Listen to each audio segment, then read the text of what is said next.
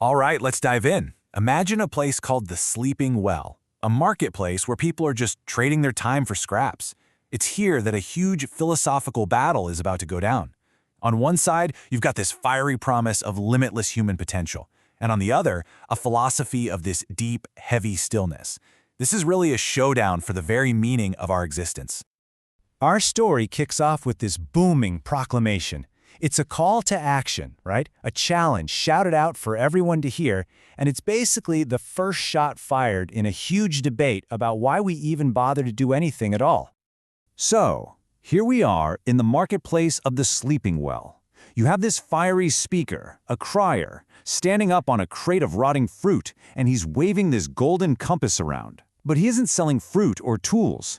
He's selling an idea, a vision of humanity's ultimate purpose. At the very heart of his whole sermon is this figure, the Faustian Übermensch. Now, this isn't just some person, it's an ideal. It's the belief that our destiny as human beings is to take the raw stuff of the world and just forge it into a testament to our own power, our own will. And this vision he's painting is, well, it's nothing short of epic.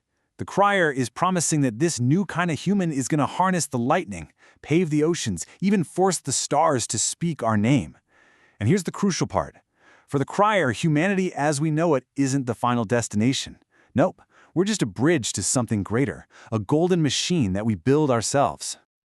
But just as the crowd is completely captivated, a new voice just cuts right through the noise.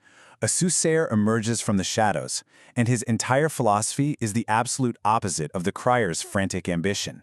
And believe me, his words are about to bring the whole marketplace to a dead stop. This comparison right here lays out the central conflict perfectly. You see, the crier views the earth as this lump of clay, just waiting for us to shape it into something amazing. But the soothsayer, he sees it as a patient, permanent waiting room. To him, all our frantic building is really just a more complicated way of digging our own graves. And this is the soothsayer's absolutely devastating counter-argument. He's basically saying that we are projecting our own anxieties onto the planet. The Earth, in his view, has zero desire for our monuments or our search for meaning. Its natural state is silence, stillness. All our noise is just a temporary interruption. So this leads to his main idea, the great indifference. The Earth isn't fighting us, not at all. It's just letting us tire ourselves out. It allows us to build our towers and pave our roads because it works on a totally different timescale, knowing that eventually everything we create is just going to crumble and be taken back. The soothsayer then takes it even deeper. He doesn't just attack the goal of all this striving, he attacks the motivation behind it. He asks this really piercing question: why do we strive? What's the will that's really driving us? And his answer is pretty chilling. All this ambition, this will to power, is actually what he calls a will to distraction. We invent these grand projects and chase these far-off goals to avoid facing a simple, kind of terrifying truth, the silence of our own existence. We keep busy so we don't have to listen. This quote just perfectly illustrates his point. It reframes ambition not as a sign of strength, but as a form of exhaustion. It's the act of someone who just doesn't have the strength to sit with reality as it is, and so they have to constantly invent new things to do just to distract from this deep, fundamental weariness.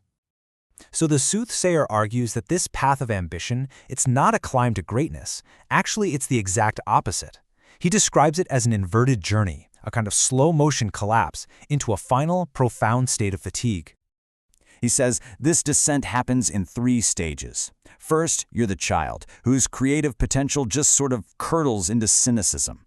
Then you become the lion, who fights for freedom and wins, only to find out that freedom is just an empty, suffocating cage. And finally, the spirit collapses into the broken camel, who no longer wants to carry heavy burdens for anyone, but just wants the sweet, simple weight of its own fatigue. And this is the final stop on the journey, the long tiredness. But in the soothsayer's philosophy, this isn't failure. It's actually a release. It's a moment the fever of ambition finally breaks, and the cure is simply to stop striving, to find peace not in winning, but in surrender. So back in the marketplace, the soothsayer's words have this immediate, profound effect, and it all leads to a final, heavy kind of peace. This is such a powerful, symbolic moment. The compass, the very tool of direction, of purpose, of ambition, it's just dropped. It falls, totally useless, into the dirt, its golden promise just snuffed out by the mud. And the effect on the people is just as intense.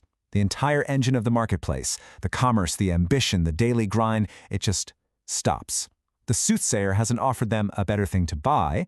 He's offered them an escape from the need to buy or sell at all, and it's described as this sweet, heavy realization. And this is the soothsayer's final, poetic truth. The ultimate meaning isn't found in what we build on the earth, but in becoming one with its stillness. The greatest peace belongs to the dirt that is no longer being disturbed by our constant, frantic digging. And so that really leaves us with the central question of this whole showdown. The soothsayer's vision definitely brings a kind of peace to the marketplace, but is it a profound liberation from a meaningless struggle, or is it the most complete and total form of surrender? That's the thought we're going to leave you with.